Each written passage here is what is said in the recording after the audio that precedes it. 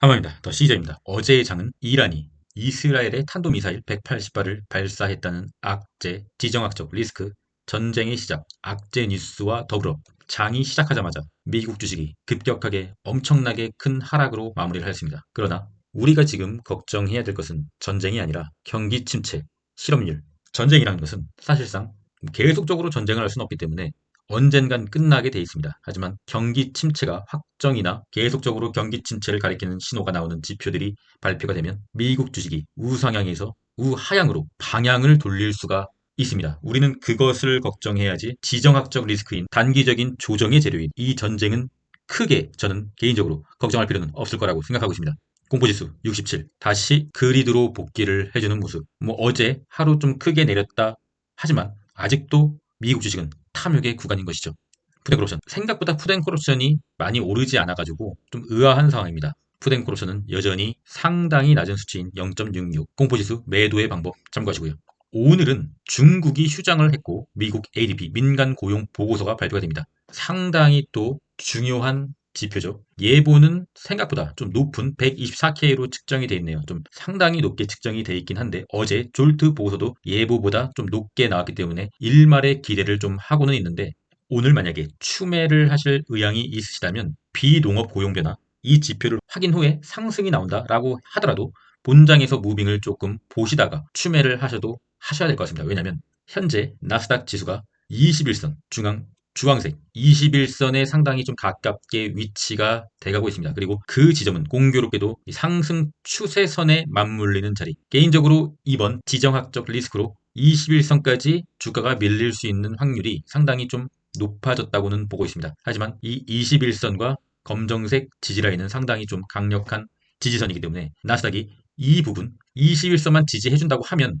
추후에 다시적인 상승이 올 수 있는 가능성이 있다고 보고 있습니다. 그래서 추매는 21선을 지지해주는 흐름을 조금이라도 보여주는가에 따라서 추매를 가져가 볼 타이밍이 될 수가 있고요. 만약에 21선이 밀린다.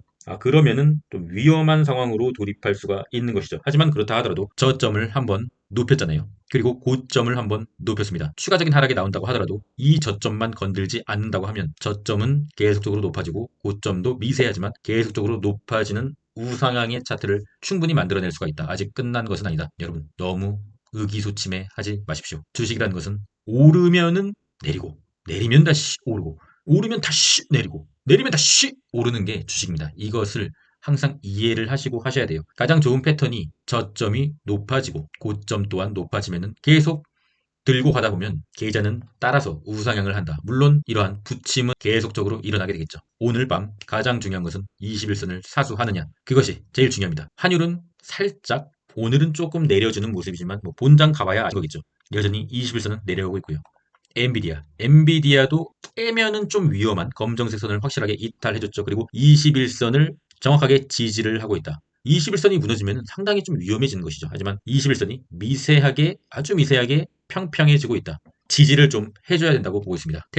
테슬라 어제 상당히 좀 위험한 상황으로 가려다가 약간의 마지막에 이 마루를 해주는 모습. 이 핑크색 저항이 상당히 세게 작용하는 것 같습니다. 오늘 밤 또 인도량 발표가 있다고 하는데 크게 관심은 없으나 일단은 이 핑크색 저항대에서 계속적으로 횡보만 해줘도 힘을 응축할 수 있는 차트가 만들어진다. 여기서 바로 급락을 한다고 하면 당연히 21선까지 밀리겠죠. 하지만 21선까지 밀린다 하더라도 21선을 명확하게 이탈만 하지 않는다면 계속적으로 홀딩의 개념으로는 보고 있습니다. TQQ 아까 말씀드렸죠. TQ가 21선을 지지해줘야 된다. 그 자리는 공교롭게도 상승 추세선 파란색 선과 맞물려 있다.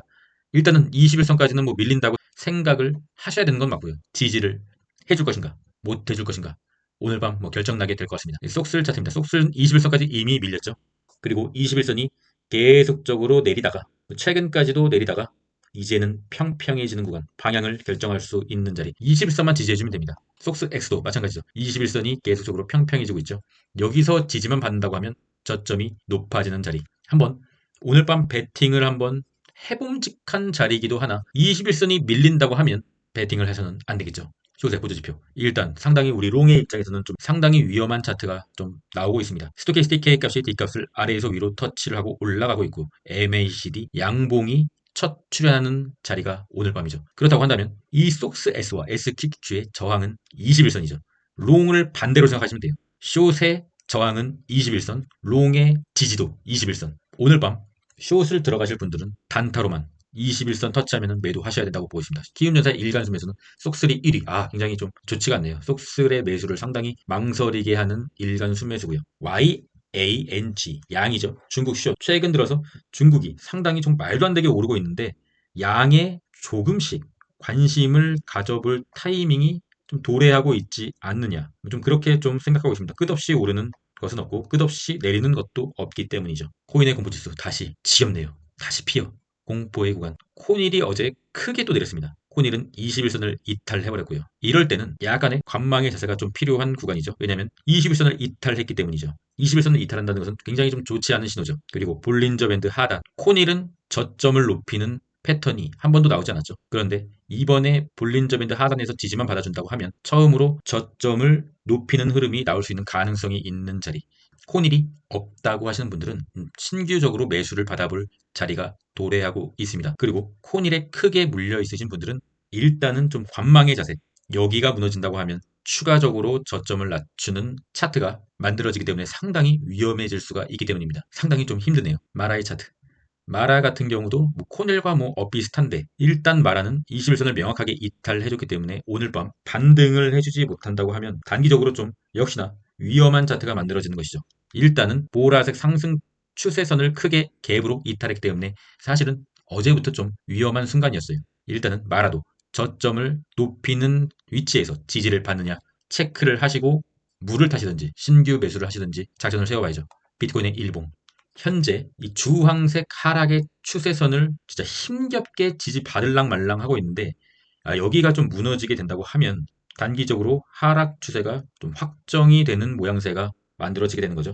다행히 현재 오늘 비트코인의 세력들도 줄을 긋고 매매를 하는지 정확하게 지지를 해주는 모습이 보여지긴 하나 일단 일봉의 캔들이 마무리가 된 시점은 아니기 때문에 오늘 밤 지지해주는지 좀 유심히 살펴봐야 되는 상황이 도래했습니다. 그리고 다시 지지를 해준다고 하면 내일 음봉이 뜰시 매수 받아볼 자리가 생기게 되는 거죠. 왜냐하면 비트코인도 마찬가지로 저점을 높이는 자리가 출현을 한 것이기 때문이죠. 사실상 굉장히 급등락은 있지만 저점만 높여준다고 하면 여전히 저는 긍정적으로 보고 있습니다. 이더리움도 마찬가지죠. 이더리움은 저점을 높이는 흐름이 여기서 처음 나왔죠. 하지만 좀 미세한 시계열이기 때문에 여기서라도 저점을 높이는 흐름이 반드시 나와줘야 됩니다. 일단 추세 관망을 하시고 추가적인 급락이 나온다고 해서 이 저점을 갱신하는 흐름이 나온다고 하면 일단은 추매를 하면 안 되겠죠.